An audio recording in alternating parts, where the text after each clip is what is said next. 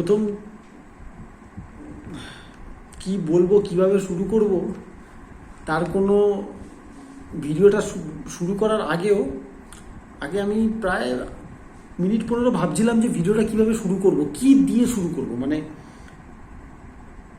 কভেন্ট্রিকে clap করব ওদের পারফরমেন্সের ওপর, না ইউনাইটেডের পারফরমেন্সের ওপর ডিপ্রেসড হব, ফ্রাস্ট্রেট হব, ছোড়াছুড়ি করব কিছু, মানে কি করব, কি করলে এটা বোঝানো যাবে যে মানে এখন সত্যি কথা হাসি পায় আমার একদম। আর মনে হয় না যে আমি ফ্রাস্ট্রেটেড, মনে হয় না একদম। এখন সত্যি কথা হাসি পায়। আজকে আমি নিজেই ভাবছিলাম, একটা টাইম ছিল যখন এই লাস্টের দিকে ইউনাইটেডের খেলা দেখার সময় রীতিমতো উঠে দাঁড়িয়ে এইরমভাবে খেলা দেখতাম যে এখন আর এক্সপেকটেশনস বলেই কিছু নেই। এরিক টেন হ্যাগের ছেলেরা আর এরিক টেন হ্যাগ নিজে টিমটাকে এমন জায়গায় নিয়ে গিয়ে দাঁড় করিয়েছে যে এখন আর কোনো এক্সপেকটেশনসই নেই। যখন 3-0 চলছে, এটা 70th মিনিট, তখন আমার বাবা আমাকে বললেন ইউনাইটেড জিতছে। বললাম হ্যাঁ 3-0। বলছে কত মিনিট? বললাম 70।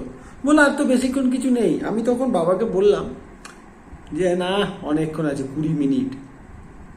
ভাবুন খেলাটা, এই টিমটার প্রতি আমি এতটাই ইনভলভড, এতটাই এই টিমটার প্রতি আমার কনফিডেন্স যে ভেতর থেকে কনফিডেন্স ঠেলে বেরিয়ে আসছে যে আর 20 মিনিটের মধ্যে ইউনাইটেড যে কোনো সময় মাখিয়ে ফেলতে পারে। And guess what, 71 minute 3-1, 84 minute I think 3-2, 95 minute হ্যাঁ 3-3, তারপরে হয়ে গেছিল প্রায় 4-3, লাস্ট কিক বাকি ছিল। তারপর যদি ওটা গোল হয়ে যেত, এইটুকুর জন্য অ্যারন ওয়ান বিসাকা, মানে টিভিতে যা দেখালো, এইটুকুর জন্য অ্যারন ওয়ান বিসাকা অফসাইড করে দিয়েছিল প্লেয়ারটাকে, বা নিজে অনসাইডে থাকতে, মানে নিজে অনসাইড করায়নি এরকম একটা কিছু।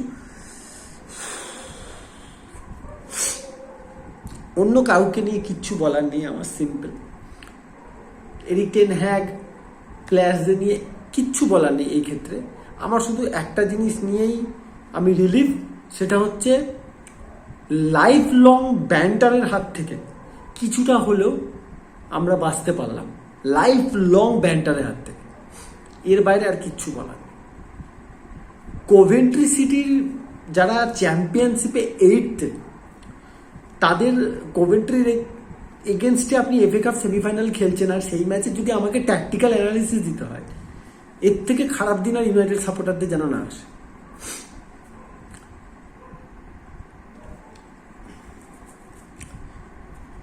আমি জানি না এরপর স্যার জিম র্যাটক্লিফ, যে কিনা আজকে লন্ডন ম্যারাথনে নিজের বেস্ট পারফরমেন্স করে দেন তারপরে সে এসছে ওয়েম্বলিতে ইউনাইটেডের খেলা দেখতে, সে ওখানে এসে কি দেখলো আমি জানি না। সে হয়তো এটা দেখছিল যে এই 11টা গাধার থেকে তো আমিও মনে হয় বেটার, আমি আর আমার ইনিওসের স্টাফেদের নামিয়ে দিলে বেটার হতো। কি করে এটা পসিবল?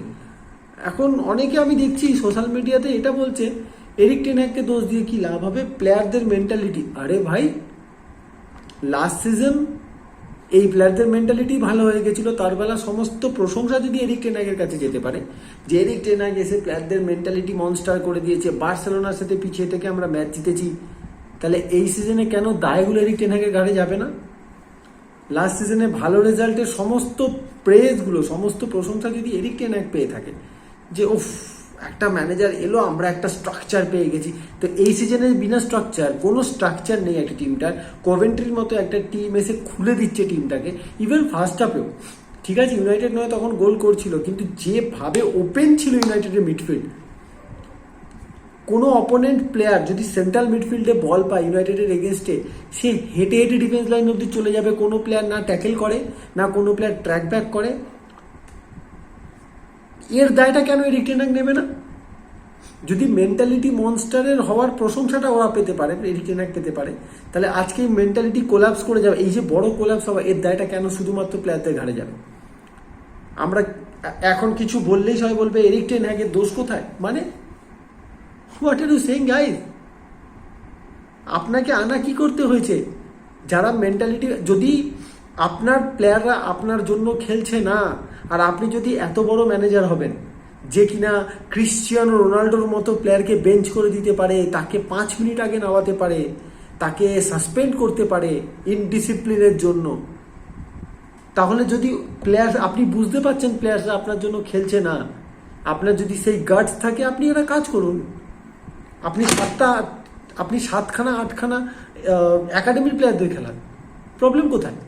7-8টা একাডেমির প্লেয়ারদের খেলান না, দরকার নেই আপনার ওয়ান বিশাখা আপনার ওই খেলছে না, দরকার নেই আপনি অন্য লেফট ব্যাক খেলান, ইয়াং কোনো লেফট ব্যাককে খেলান, একাডেমি থেকে তুলে আনুন, আন্ডার 18, আন্ডার 19, আন্ডার 23 কাউকে তুলে আনুন।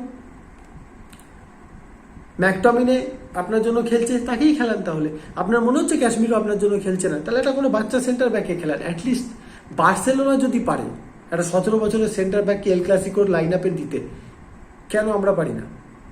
কেন আমাদের একাডেমির লেফট ব্যাককে লোনে ছেড়ে দেওয়া হয়? কেন হানিবল মেজুবরিকে ছেড়ে দেওয়া হয় টিমের ডেপথ না থাকা সত্ত্বেও? কেন ফোরসনকে নামানো হয় অথচ পেলিস্ত্রি বসে থাকে, পেলিস্ত্রিকে লোনে ছেড়ে দেওয়া হয় চান্স না দিও? ম্যাচের পর ম্যাচ অ্যান্টনি ফ্লপ করলেও অ্যান্টনি ম্যাচ খেলতে থাকে, আমার দিয়ালোকে হঠাৎ দরকার পড়লে তবেই নামানো হয়। এরিক টেন হ্যাগকে ব্লেম তো নিতে হবে। আর আমার যেটা মনে হয় আজকের পারফরমেন্সের পর এরিক টেন হ্যাগ যদি FA কাপ চ্যাম্পিয়নও করে দেয়, তারপরেও এরিক টেন হ্যাগকে স্যাক হওয়ার থেকে কেউ বাঁচানো, I don't think Erik ten হ্যাগকে রাখা সম্ভব হবে এই পারফরমেন্সের পর। আর ইউ কিডিং ভাই? একটা সমস্ত কিছুর তো একটা লিমিট হয়। যখন Jose Mourinho Europa League champion করিয়েছিল ইউনাইটেডকে, আই স্টিল রিমেম্বার 6টা প্লেয়ার, একটা দেখবেন ছবি আছে সাইড লাইনে 5টা প্লেয়ার ক্রাচ হাতে নিয়ে দাঁড়িয়ে আছে, জোসে মরিনো ইনস্ট্রাকশন দিচ্ছে, পেছনে 5টা প্লেয়ার একদম এন্ড মোমেন্টে ক্রাচ হাতে নিয়ে, জলাটান ইব্রাহিমোভিচ, এরিক বেইলি, লুক শ, 3টে নাম আমার এই মুহূর্তে মনে পড়েছে, আরও 2টো প্লেয়ার ছিল। এরিক টেন হ্যাগ কন্টিনিউ বলে যাচ্ছে আগের দিনও প্রেস কনফারেন্সে যে একটা ম্যাচ ছাড়া আমি আমার ফুল টিম খেলাতেই পারিনি। আপনাকে তাহলে ম্যানেজার কেন করা হয়েছে? হাতে সবসময় মুয়া দেওয়া হবে বলে? আজব জিনিস না। আপনাকে ইউরোপিয়ান ফুটবল খেলতে হচ্ছে, ইউরোপিয়ান ফুটবলে হেগে ছড়িয়েছে, তারপরও আপনি ম্যানেজার আছেন।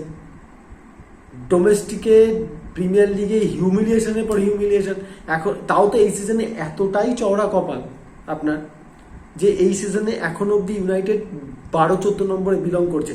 আগের দিন সেমিফাইনালটা দেখার পর আমি লাস্ট ভিডিওতেও বলেছি, তার আগেও বলেছি, চেলসির ডেভেলপমেন্ট অনেক বেটার হচ্ছে দ্যান ম্যানচেস্টার ইউনাইটেড। কেন? চেলসিতে ইঞ্জুরি প্রবলেম নেই, প্রচুর প্রবলেম আছে। সিটির এগেনস্টে সিটিকে ফার্স্ট হাফে দাঁড় করিয়ে দিয়েছিল চেলসি, ইউনাইটেড কেন পারে না? ঠিক আছে, আপনাকে প্লেয়াররা সাপোর্ট করছে না তো সব দেম, তাদেরকে পুরো বসিয়ে দিন, তবেই তো আপনার বোঝা যাবে। আপনি কি শুধুমাত্র ইগোটি রোনাল্ডোর এগেন্সে লড়াই করার জন্য ছিলেন, স্যানচোর এগেন্সে লড়াই করার জন্য ছিলেন, যে আপনি প্রেসের সামনে এসে যা খুশি বলতে পারবেন আর কোনো প্লেয়ার আপনার এগেন্সে কিছু বললেই সেটাতে প্রবলেম? হ্যাঁ জানি এগুলো বলা উচিত নয়, বাট সেম জিনিস তো আপনার দিক থেকেও ঘটছে। আপনি যে প্লেয়ারটা আপনাকে ম্যাচের পর ম্যাচ বাঁচিয়েছে, একটা খারাপ পারফরমেন্সে আপনি প্রেসের সামনে তাকে বলে দিচ্ছেন। ইন্টারনালি বলুন, প্লেয়ারদের মিটিংয়ে বলুন, ইন্টারনালি সামলান। ক্যাসেমিরো একটা ম্যাচ খারাপ খেলেছিল, আপনি বলেছিলেন যে সাব করে দেওয়ার পর যখন জিজ্ঞেস করা হয়েছিল ক্যাসেমিরোকে কেন সাব করা হলো, আপনি কি বলেছিলেন? We want to play more football. আপনি কি ডিসরেসপেক্ট করছেন না এখানে ক্যাসেমিরোকে, একটা 5 টাইমস চ্যাম্পিয়ন্স লিগ উইনারকে? তার মানে বলতে চাইছেন ক্যাসেমিরো মাঠে থাকা মানে ইউনাইটেড ফুটবল প্রপারলি খেলতে পারবে না? Enough is enough. এই পারফরমেন্সের পর you can not say anything. আজকে প্রেস কনফারেন্স আমি এখনো দেখিনি, কারণ আমি এখানে এল ক্লাসিকো দেখবো। I don't want to sadden my mood more, but যখন আমি এরপর প্রেস কনফারেন্স দেখবো, ওখানে যদি এই কথাটা উনি বলেছেন আবার যে bigger picture is very good, আমরা সঠিক প্রসেসে আছি, আমরা একটা স্ট্রাকচার, ঘন্টা স্ট্রাকচার, ক্যাওটিক স্ট্রাকচার, আর কোনো স্ট্রাকচারই নেই। এই টিমটা শুধু একটাই স্ট্রাকচারে খেলতে পারে, একটাই ফরমেশন, ক্যাওস ক্যাওস ক্যাওস, 4-3-3 এইসব কিছু নেই। ক্যাওস ডিফেন্সে, মিডফিল্ডে ক্যাওস, স্ট্রাইকারে ক্যাওস। উইঙ্গাররা স্ট্রাইকারকে পাস দেয় না, দায়িত্ব কার?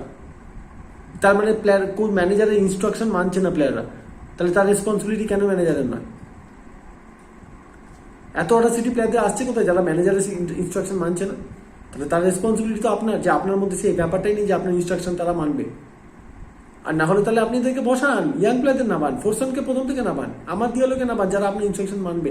রসমস হয়ল্যান্ড সারা ম্যাচে কোনো সাপ্লাই পায় না। কভেন্ট্রি বলে তো আমরা যা হোক করে জিতে গেলাম, এটা যদি কভেন্ট্রির জায়গায় চেলসি হতো আজকে আমরা এফএ কাপ সেমিফাইনাল হেরে গেছি। চেলসি আমাদের হাফ ডজন গোল দিত, আমি যা কাল চেলসির খেলা দেখেছি।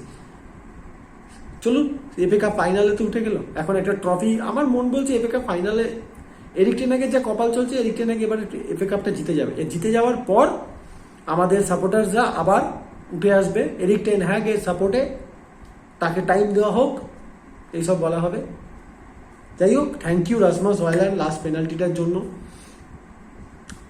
আর থ্যাংক ইউ ওনারা, একবারই এই সিজনে তোমাকে থ্যাংক ইউ বলতে হলো ওই পেনাল্টি সেভটার জন্য।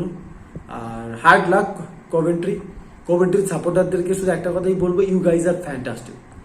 যেভাবে টিমটাকে সাপোর্ট করেছো, এই সবাই জানতো ইউনাইটেডের এগেনস্টে ইটস ম্যানচেস্টার ইউনাইটেড নো, কিন্তু এখন মনে হয় সবাই এই ম্যাচটা দেখার পর সমস্ত ছোট প্লেয়াররা জানবে this is the only team in the world যাদের এগেনস্টে আমাদের ইকুয়াল চান্স আছে। ম্যানচেস্টার ইউনাইটেড আর বড় ক্লাব নয়, it is official. Thank you guys.